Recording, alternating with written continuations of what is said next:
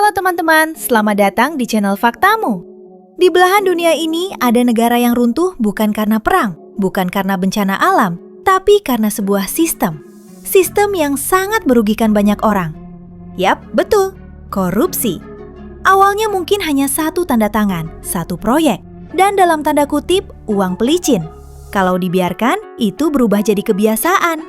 Dan ketika kebiasaan itu masuk ke sistem, dampaknya menjalar kemana-mana. Menariknya, negara-negara paling korup di dunia tidak selalu negara miskin. Sebagian justru kaya sumber daya, punya minyak, gas, dan kekuatan politik besar. Masalahnya, kekayaan itu berhenti di kalangan atas, tidak pernah benar-benar turun ke rakyat. Di video ini, kita akan melihat negara-negara paling korup di dunia.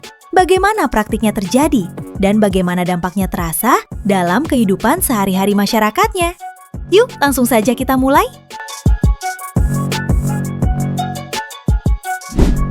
Number 5. Peringkat kelima negara paling korup di dunia ditempati oleh Yaman.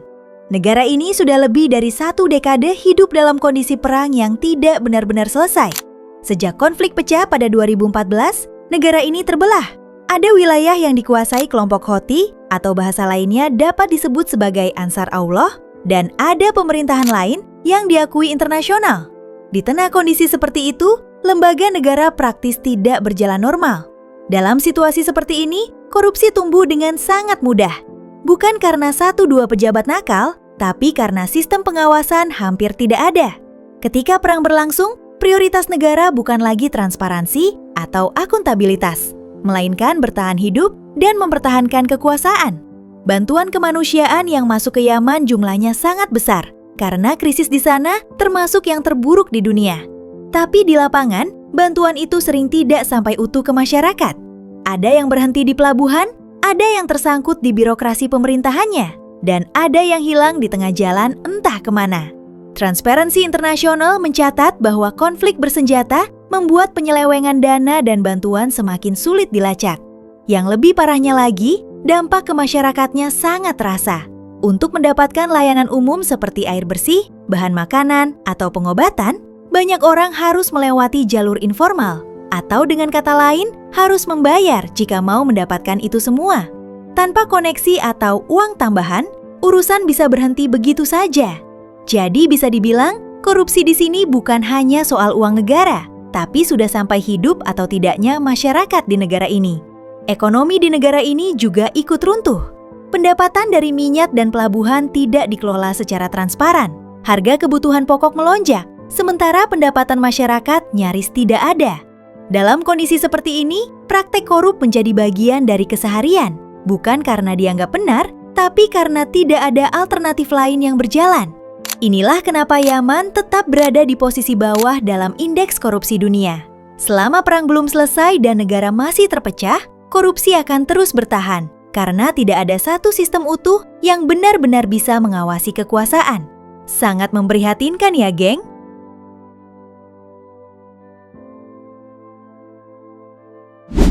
Number 4. Peringkat keempat negara paling korup di dunia ditempati oleh Suriah. Seperti yang kita tahu, Suriah sudah bertahun-tahun hidup dalam kondisi negara yang rusak dari dalam. Perang sipil yang dimulai sejak 2011 bukan hanya menghancurkan kota dan infrastruktur, tapi juga merusak cara negara ini berjalan. Ketika konflik berkepanjangan, hukum kehilangan wibawanya dan kekuasaan terkonsentrasi di tangan kelompok tertentu, sehingga korupsi tumbuh tanpa hambatan. Di Suriah, banyak urusan dasar yang seharusnya menjadi hak warga berubah menjadi sesuatu yang harus dibayar. Mengurus dokumen, melewati sebuah pos pemeriksaan, bahkan sekedar mengamankan distribusi bantuan seringkali melibatkan suap. Dalam laporan Transparency International, praktik penyuapan dan penggelapan dana disebut menyebar luas di berbagai lapisan pemerintahan dan aparat keamanan di negara ini. Kondisi ekonomi yang runtuh ikut memperparah situasi. Nilai mata uang jatuh, lapangan kerja hampir tidak ada, dan sebagian besar warga hidup di bawah tekanan yang berat. Dalam keadaan seperti ini, jabatan menjadi alat bertahan hidup bagi mereka yang punya kuasa. Akses terhadap barang langka, bantuan, atau proyek rekonstruksi sering dimanfaatkan untuk keuntungan pribadi. Bantuan kemanusiaan internasional yang masuk ke Suriah juga tidak sepenuhnya aman. Dalam banyak kasus, distribusinya dikontrol oleh pihak-pihak yang dekat dengan penguasa atau yang biasa kita bilang sih orang dalam ya, geng. Akibatnya, bantuan bisa dipolitisasi, dipotong, atau hanya diberikan ke kelompok tertentu. Masyarakat biasa seringkali hanya menerima sisa-sisanya saja, atau bahkan tidak kebagian sama sekali. Yang membuat korupsi di Suriah sulit diberantas adalah tidak adanya mekanisme kontrol yang independen, dan lembaga hukum tidak berdiri netral. Dalam situasi seperti ini, hampir tidak ada risiko nyata bagi pelaku korupsi, selama mereka berada di sisi kekuasaan yang benar. Bagi masyarakat Suriah, korupsi bukan isu yang abstrak. Ia hadir dalam bentuk antrean panjang, biaya tambahan yang tidak resmi, dan ketidakpastian hidup sehari-hari. Ini alasan mengapa Suriah terus bertahan di jajaran negara paling korup di dunia dan sulit keluar dari lingkaran itu selama konflik dan sistem kekuasaan tidak berubah.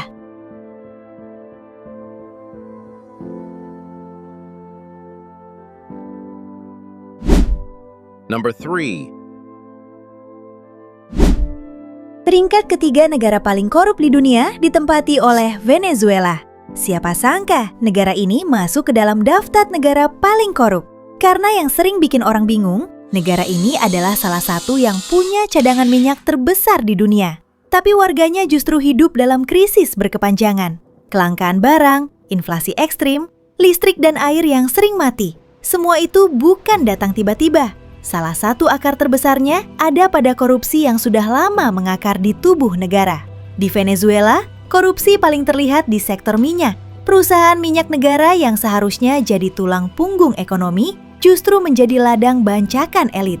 Banyak laporan internasional menyebut dana miliaran dolar dari sektor migas menguap lewat skema pencucian uang, proyek fiktif, dan jaringan pejabat yang saling melindungi. Dampaknya langsung terasa, seperti produksi minyak anjlok, pemasukan negara runtuh, dan ekonomi pun ikut jatuh. Di tingkat masyarakat, korupsi terasa sangat nyata. Untuk mendapatkan kebutuhan dasar seperti makanan bersubsidi, obat, atau layanan publik, warga sering harus punya orang dalam juga. Atau solusi lainnya, warganya harus membayar ekstra. Polisi dan aparat kerap memanfaatkan kondisi ini. Razia bisa berubah jadi ajang pungli, dan hukum terasa tajam ke bawah tapi tumpul ke atas. Kok kasusnya kayak mirip dengan kasus di sebuah negara? Tapi negara apa ya?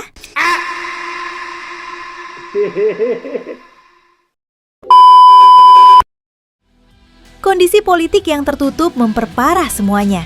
Ketika kekuasaan terkonsentrasi dan oposisi ditekan, hampir tidak ada pengawasan yang efektif. Media dibatasi, lembaga hukum kehilangan independensi, dan kasus-kasus besar jarang benar-benar dibuka sampai tuntas. Akibatnya, kepercayaan publik runtuh dan korupsi jadi sesuatu yang dianggap normal di dalam pemerintahan mereka. Bagi rakyat Venezuela, korupsi bukan cuma soal angka di laporan internasional. Ia hadir dalam bentuk gaji yang tak cukup beli makan, antrean panjang untuk kebutuhan dasar, dan jutaan orang yang akhirnya memilih pergi meninggalkan negaranya. Itulah kenapa, meski kaya sumber daya, Venezuela tetap bertahan di jajaran negara paling korup di dunia. Semangat ya warga Venezuela!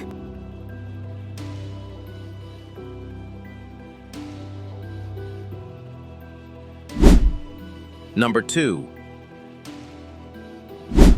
Peringkat kedua negara paling korup di dunia ditempati oleh Somalia.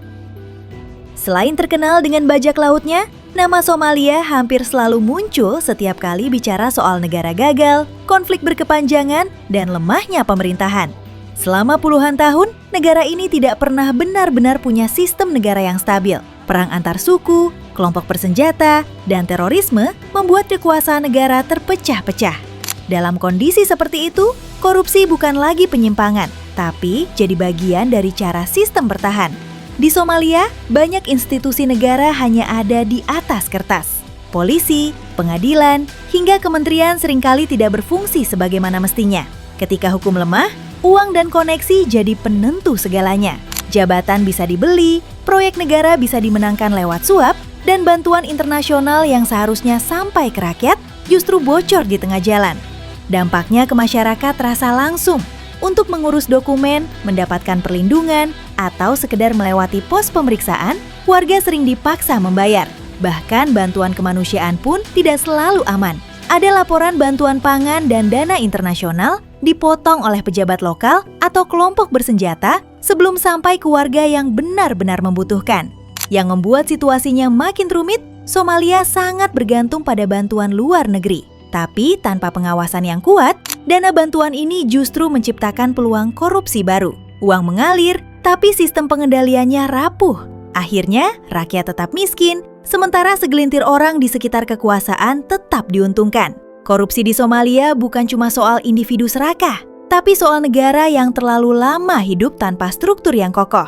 Selama keamanan di negara ini belum stabil dan hukum belum berdiri tegak, korupsi akan terus menjadi bagian dari keseharian. Itulah alasan Somalia konsisten berada di papan bawah indeks korupsi dunia. Kasian banget ya, geng.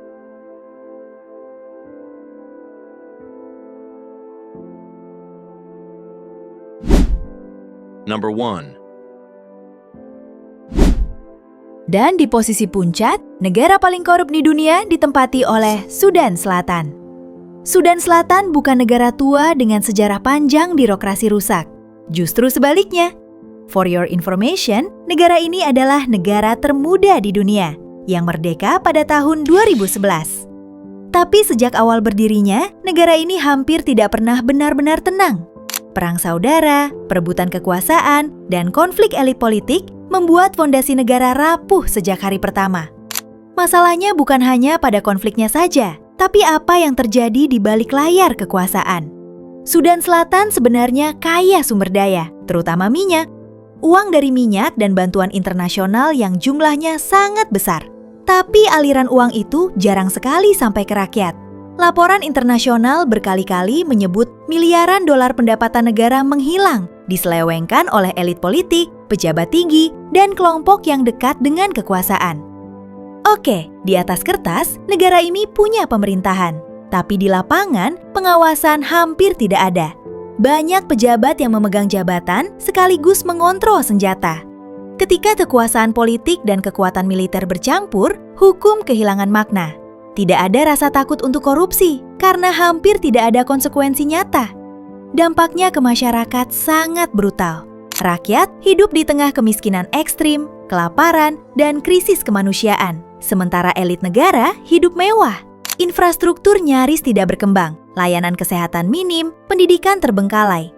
Bukan karena negara tidak punya uang, tapi karena uangnya tidak pernah benar-benar digunakan untuk publik. Kalau kalian tahu, yang membuat Sudan Selatan menempati peringkat terburuk adalah sifat korupsinya yang menyeluruh. Bukan 1-2 sektor, tapi hampir semua. Dari militer, pemerintahan, pengelolaan minyak, sampai bantuan kemanusiaan. Korupsi bukan lagi penyakit, tapi sudah menjadi sistem. Itulah kenapa Sudan Selatan berada di posisi paling bawah indeks korupsi. Bukan karena rakyatnya, tapi karena negara ini sejak awal dibentuk tanpa pengawasan yang kuat, lalu dibiarkan tenggelam dalam konflik dan penyalahgunaan kekuasaan. Dan selama kondisi politiknya tidak berubah, posisi ini sangat sulit tergeser.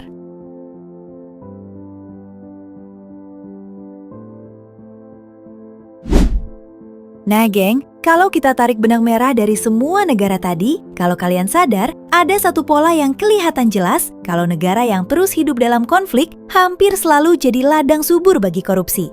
Bukan karena rakyatnya, tapi karena situasinya. Saat perang atau konflik berkepanjangan, perhatian negara tersedot ke satu hal, yaitu bertahan hidup.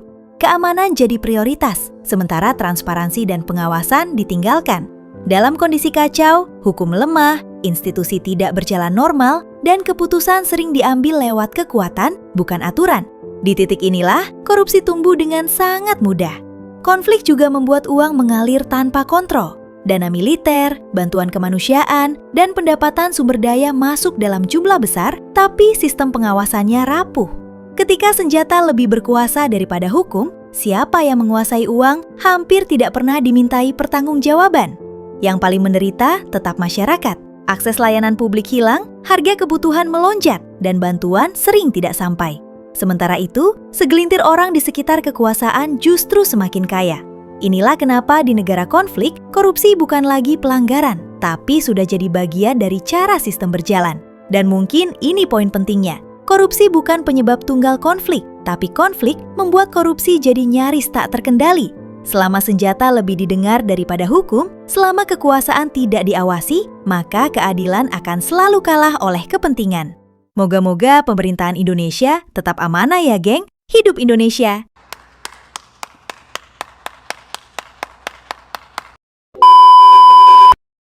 Sebagai penutup, kalau konten ini membuka sudut pandang baru buat kamu, jangan lupa subscribe channel ini. Karena dunia ini penuh fakta yang sering kita dengar, tapi jarang benar-benar kita pahami. See you, geng!